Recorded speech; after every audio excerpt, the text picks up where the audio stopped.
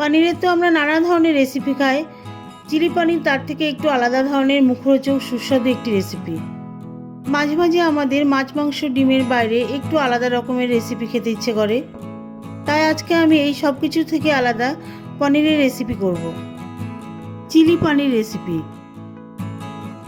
নমস্কার বন্ধুরা, আমি টুসিস কিচেনে সবাইকে সাদর আমন্ত্রণ জানিয়ে শুরু করছি আজকের নতুন রেসিপি শুরু করার আগে যারা আমার চ্যানেলে নতুন আছেন তারা অবশ্যই আমার চ্যানেলটিকে সাবস্ক্রাইব করে আমার পাশে থাকবেন।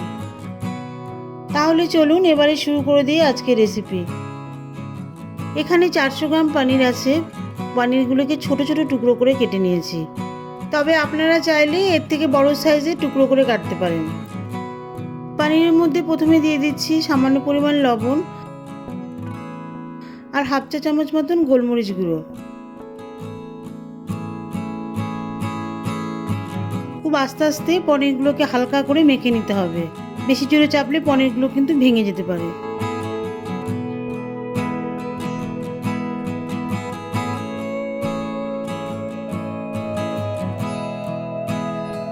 এরপরে পনিরের মধ্যে দিয়ে দিচ্ছি 1 চামচ মতন আদা রসুন পেস্ট, 1 চামচ রেড চিলি সস, সঙ্গে 1 টেবিল চামচ মতন কর্নফ্লাওয়ার দিয়ে দিচ্ছি। এই সবগুলো দিয়ে পনিরগুলোকে আবারও হালকা হালকা করে মেখে নিচ্ছি।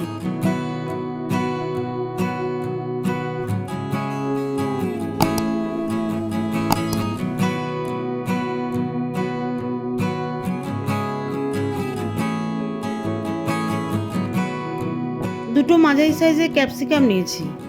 ক্যাপসিকামগুলোকে পনিরের মতনই কিউব কিউব করে কেটে নিয়েছি। পনিরের পরিমাণটা যেহেতু বেশি আছে সেই জন্য ক্যাপসিকামের পরিমাণটাও এখানে বেশি নিয়েছি। দুটো ছোট সাইজের পেঁয়াজ নিয়েছি। পেঁয়াজগুলোকে হাফ করে কেটে তারপরে পেঁয়াজের লেয়ারগুলো বার করে নিয়েছি। একটা পাকা টমেটো নিয়েছি। পাকা টমেটোর মধ্যে যে শাঁসগুলো থাকে সেইগুলো সব বার করে নিয়েছি। 1 চামচ কাঁচা লঙ্কা কুচি নিয়েছি, সঙ্গে 1 চামচ আদা গ্রেট করে নিয়েছি আর 1 চামচ রসুন কুচি নিয়েছি। পনিরের জন্য সমস্ত উপকরণগুলো রেডি করে নিয়েছি। এবারে রান্না করব। গ্যাসে একটি প্যান কড়াই বসিয়ে দিয়েছি। দিয়ে দিচ্ছি 2 টেবিল চামচ মতন সাদা তেল। তেল গরম হয়ে গেলে মিডিয়াম হিটে পনিরগুলোকে ভেজে নেব। পনিরগুলোকে খুব বেশি কড়া ভাজবো না, হালকা ভেজে তুলে নেব। সব পনিরগুলো আমার একবারে ভাজা হয়নি, অর্ধেকটা করে ভেজে তুলে নিচ্ছি দুইবারে।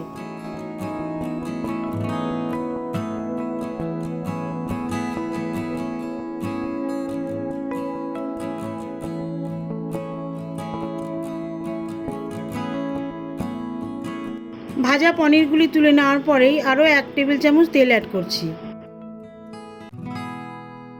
তেল গরম হয়ে গেলে দিয়ে দিচ্ছি রসুন কুচি, সঙ্গে দিয়ে দিচ্ছি গ্রেট করা আদা রসুন কুচি তেলের মধ্যে 2-3 মিনিট ধরে ভেজে নেব।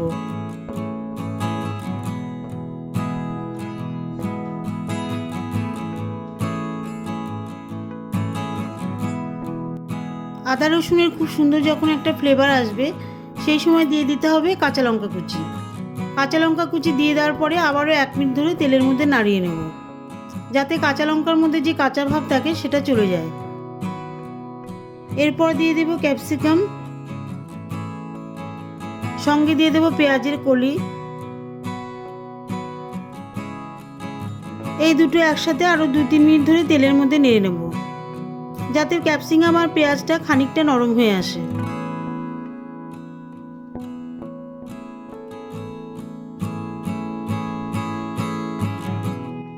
এরপর দিয়ে দেব টমেটো দেওয়ার পরে আবারও 1 মিনিট ধরে টমেটো নাড়িয়ে নেব।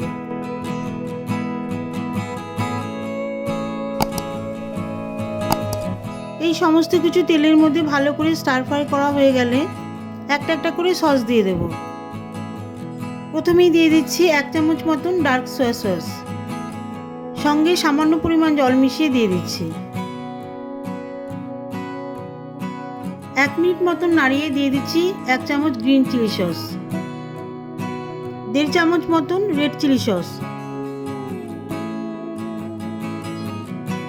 সেই সঙ্গে দিয়ে দিচ্ছি 1.5 টেবিল চামচ মতন টমেটো কেচাপ, খুব সামান্য পরিমাণ লবণ দিয়ে দিচ্ছি। লবণের পরিমাণটা কিন্তু খুব সামান্য দিতে হবে, যেহেতু বিভিন্ন সসের মধ্যে লবণ থাকে। আচ্ছা, আমি কিন্তু সমস্ত সস দেওয়ার সময় গ্যাসের আঁচটা লো করে নিয়েছিলাম।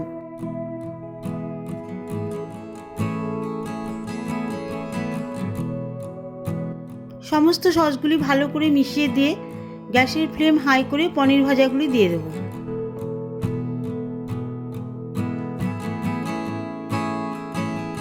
পনির ভাজাগুলি সসের মধ্যে ভালো করে 3-4 মিনিট ধরে স্টার ফ্রাই করে নিতে হবে, যাতে পনিরের মধ্যে টক মিষ্টি ঝাল সব কিছুর ফ্লেভার আসে।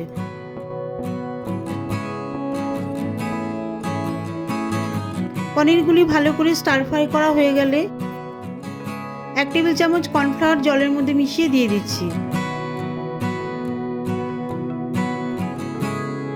কর্নফ্লাওয়ার দিয়ে দেওয়ার পরে পনিরগুলি কর্নফ্লাওয়ারের মধ্যে আরও 2-3 মিনিট ধরে নাড়িয়ে নেব।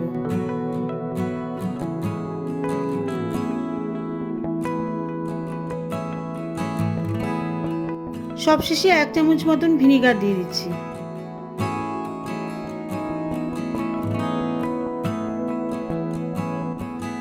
আমি এখানে ড্রাই চিলি পনির তৈরি করেছি, তাই খুব একটা বেশি জল দিইনি।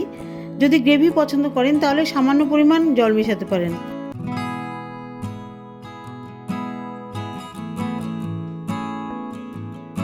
চিলি পনির রেসিপিটি আমার পুরোপুরি রেডি হয়ে গেছে, এবারে পরিবেশন করব।